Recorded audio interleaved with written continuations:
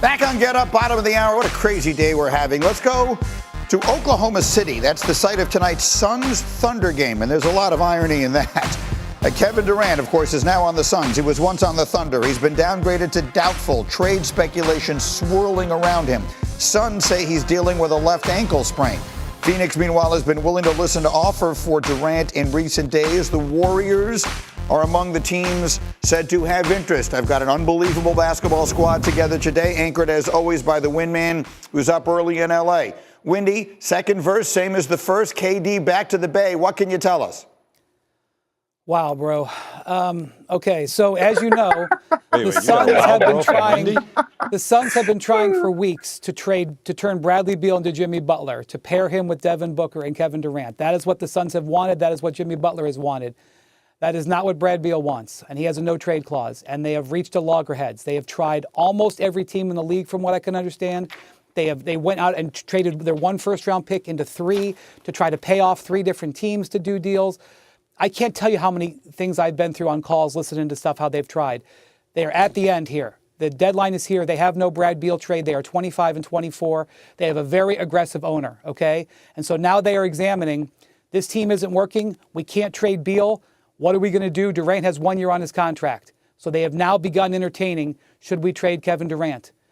And they have begun those discussions across the league. Now I'd like to shift you to the Bay. 25-24, veteran team, underachieving, difficult time trading for a star. They've been looking for a year for a star, looking for LeBron, for Paul George, for Markin, and all these things. Very aggressive owner who can't stand this. Here, I am describing to you how this began. And so now we have the Warriors and Suns discussing the possibility of bringing Kevin Durant back, okay? I am not going to sit here and even begin to project or guess as to how this may go down. Is it possible that Kevin Durant could be traded to the Warriors? Yes. Will it happen? I'm not afraid to say I don't know. This is potentially a 3, 4, 5 team transaction. It could involve like a dozen other players because that's the nature of the way NBA trades. It could involve Jimmy Butler because it is possible, guys, that the Suns can acquire Jimmy Butler, but not for Brad Beal, but for Kevin Durant. And so that after a month of trying to pair them together, they could end up in an elaborate way being traded for each other. But I got to tell you, as you can hear as I describe this, it sounds complicated. It is. So I do not want to imply that anything's going to happen. And I have no idea how you go back on this if it doesn't work, because now the world does know that the Warriors are trying to get KD back and repair him with Steph Curry. The only things I can tell you that I can say for sure is that tomorrow afternoon, Devin Booker will be on the Suns, because I think that's the only guarantee, and Steph Curry will be on the Warriors. After that, I can't promise you anything. Windy reports like Harlan Coben writes. There is a twist around every corner that you don't see coming, and you can't put it down for a second. All right, Jay Will, the last time Kevin Durant, literally the last time Kevin Durant played for the Warriors, he tore his Achilles. You flew back on the plane with him after that happened. I'll never forget you being on the show the following morning. What is your sense of the possibility of KD going back there and kind of finishing up whatever business he left there for whatever reasons? Well, first off, Wendy, Monica, Allen, Greeny, I've learned that I don't speak for Kevin Durant. Last time I did that, it ended up not well for me on your show, Greeny. Okay, so let's just take that first off. Secondly, I will say this. I did find myself, when we landed that day, thinking about, okay, Brooklyn is an incredible opportunity. Obviously, Kyrie's going to be there. Madison Square Garden, incredible opportunity. He was looking at the Clippers. But, like, why not just stay in the Bay? Like, why not win 5, 6, 7 championships? I think ego was a really big thing for a lot of people back then. Everybody telling him what he needed to do to secure his own legacy. Look, KD knows his basketball legacy is one of the greatest to ever do it. He's probably the most prolific scorer the game of basketball has ever seen. And I think maybe now, if he's at the stage of his career, once again, I don't know what KD is going to do. He's his own man, speaks for himself. But to get paired with Steph Curry, with the experience he's had with USA basketball, why not go back to a place where you know what it is? That offense that they ran was the most beautiful offense, I think, in the history of KD's career. The continuity was exactly the offense that KD dreams of in his sleep. Why not go back to a place where you got your 2 finals MVPs, You got your 2 championships, and go win more with one of the greatest shooters and greatest players ever played a game. McNutt, what do you think of it? Greeny, this is what we call spinning the block. And this is a guy and a team, potentially, and I'm not sure exactly where Kevin Durant sits in this desire, but you are familiar with that old thing. You want it back. It was very effective. It was good. But in this case, I would suggest that both parties have been able to grow in a way and appreciate how much, how special what they had once was. This is sort of mind-blowing, and mostly because, as Wendy pointed out, it's not just going to be straight up. What other dominoes are going to fall in this? For weeks, we've all been captivated by the Jimmy Butler situation, and this apparently could impact that. But in theory, these guys reuniting, it was a good thing. It was fantastic. Now, I just don't know how many pieces are going to be involved, and will we still be having conversations about what you put around them? But Kevin Durant, Stephen Curry pulling in the same direction as champions that have already won together, who doesn't sit for that? Alan, give me a final word. Well, first and foremost, when Wendy talks about a trade that sounds like that one where Jimmy Butler ends up in Phoenix and KD's back, I need him to do it with Wendy fingers. That means it's going to happen because that's something, if you're the NBA, you want that to happen. That's the kind of chaos I'm here for, because think about the star aspect of it, and also when you have super teams. That's when the NBA is at its best. And when those two were together, meaning KD and Steph Curry, that was one of the great super teams of all time. NBA Twitter broke that team up. As you said, Jay, that's the kind of narratives that got out there, and he reads all that stuff, and it gets in his head, and that screwed it up. Bring it back together, bring the band back together, give it one more try to get another chip, and boy, the NBA, talk about a playoffs that you'd be excited for with all these different machinations. Yeah, I'm in for it. Okay, now I do have to let Jay get on his plane. Jay, Will, thank you. We will check with you soon. Everybody, it continues to be the overwhelming story, so get your fingers in the air and wave them around like you just don't care. Wendy's got the Wendy watch, and this one is unstructured. Wendy, the trade deadline is tomorrow. The NBA has been drunk since Saturday night, and it seems like it's only getting better. So I want you to take us wherever it is you think we need to go. What is going to happen? Yeah, so you guys all love this, but this deadline's like this. This deadline's like a bowl of spaghetti, okay? So it's all interconnected, and so let's just start right now with the Milwaukee Bucks. I know it's easy to forget about them. They've got Giannis, they've got Dame. They're in a slump right now. They are looking aggressively to get some more talent onto that roster. Keep an eye on a deal with the Washington Wizards for Kyle Kuzma. Kuzma is a guy the Wizards have been looking to move for a year. Kuzma is an athlete, can play different positions, could fit alongside Giannis to give them more youth. The player that would potentially be for would be Chris Middleton.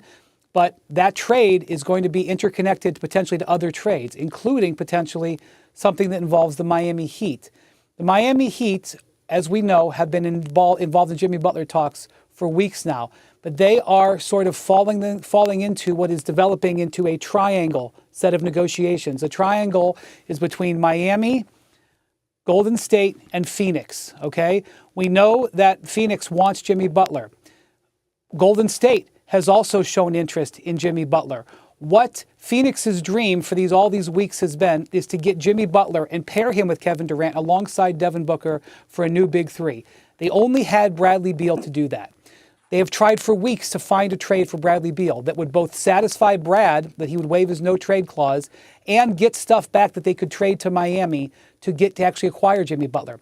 Those talks have failed. And while we still have a day and a half here, I'm not sure there's a way forward. So you have Phoenix sitting there, one game over 500, old, expensive, limited, with no way maybe to get Jimmy Butler. So now they've had to examine whether or not they should trade Kevin Durant. So over the last few days, they have opened up Kevin Durant trade conversation while still trying to figure out if they can acquire Jimmy Butler. The team that enters here is another team in a little bit of a desperate situation, the Golden State Warriors. The Golden State Warriors are also sitting one game over 500, old, expensive, with an aggressive owner who wants to make something happen.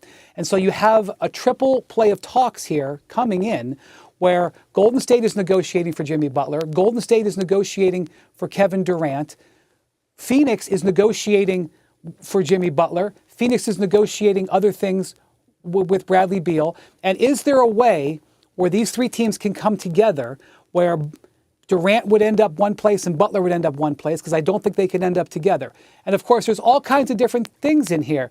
You've got, Jonathan Kuminga, you've got Andrew Wiggins, you've got first-round draft picks, you've got Brandon Pajemski. How is this all going to come together? I know that it sounds difficult and it's hard to figure out, which is why I really can't predict how it's going to go. These teams could not be able to make any trades, and we have the exact same situation on Friday that we do on Wednesday. Or we could see a massive move, or these teams could break off and do individual deals with each other and break out of the triangle. And it all could involve the other teams' 4 and 5 deals too. This is what Shams and I and the rest of us here at ESPN are trying to follow and find out. And I understand why it sounds complicated, because it is. It's not complicated, not the way you explain it. It's phenomenal.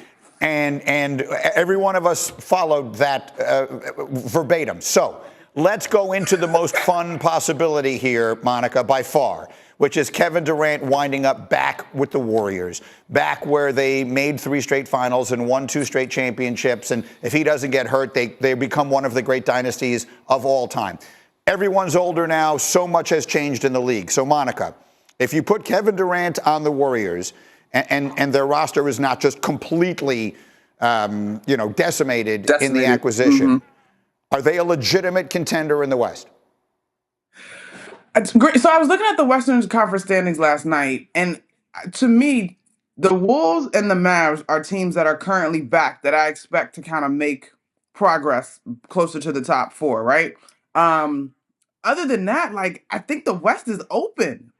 You look at the backstretch after the All-Star game, and even with those teams in mind, outside of OKC, I'm open to anything happening potentially in the West. And when you pair the offensive firepower of Kevin Durant and Stephen Curry, you know there's going to be a ton of space. There's going to be a ton of quality shots. The questions to me are probably going to come on the defensive end, as now both of these guys have had to deal with various injuries over the course of their career. And as much as we are in love and have respect for all of these stars, mid-30s, I do wonder about the nature of series when you look at the young teams like OKC, Houston, or even the Nuggets right now. But in terms of the offense, Greeny, there's no question that these two are still 2 of the best to do it. Alan, I'm just looking at the standings, as Monica said. The Suns are 1 game over 500. The Warriors are 1 game over 500. By the way, the Mavericks are 1 game over 500, and they just made this trade and brought in Anthony Davis. Yeah, there's opportunity. I'm curious to ask Wendy, though, when it comes to the Phoenix Suns and what they'd get back if they want to make a trade like that. Wouldn't Matt Ishbia want Draymond Green, fellow Spartan from Michigan State? And wouldn't that be an interesting conversation to have if you're Golden State? Are you ready to make that kind of move, moving on from Draymond Green to bring in a guy like Kevin Durant? And therefore, maybe you're not giving up as much in young players or depth, but more of a guy that has been a heart and soul player for you for the better part of the success that you've had as a franchise.